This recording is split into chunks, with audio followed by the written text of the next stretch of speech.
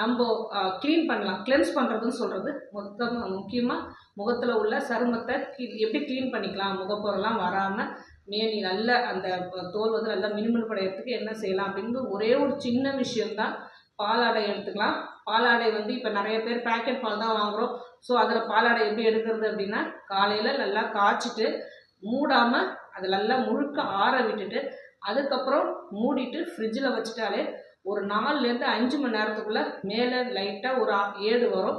அந்த ஏடை மட்டும் எடுத்துட்டு ஒரு மூடி எலுமிச்சம்பழம், அதாவது ஒரு எலுமிச்சம்பழத்தை பாதியாக கட் பண்ணால் ஒரு மூடின்னு சொல்லுவாங்க இல்லையா, அந்த எலுமிச்சம்பழத்தை நல்லா பிழிஞ்சிட்டு அதை நல்லா ஒரு க்ரீம் ஆக்கிட்டு நம்ம ஃபேஸ் ஃபுல்லாக கழுத்தில் கை இந்த பொருள் இந்த இடம் மட்டும்தான் நிறைய வெயிலில் படுது இல்லையா, அது நல்லாவே இப்போ ஃபேஸ் பேக் போடுற மாதிரி நல்லாவே தேய்க்கணும். அதாவது அந்த முகத்தில் உள்ள சருமத்தில் உள்ள போர்ஸ் ஓட்டைகள் வழியாக உள்ளார போகிற மாதிரி அந்த க்ளோ வர மாதிரி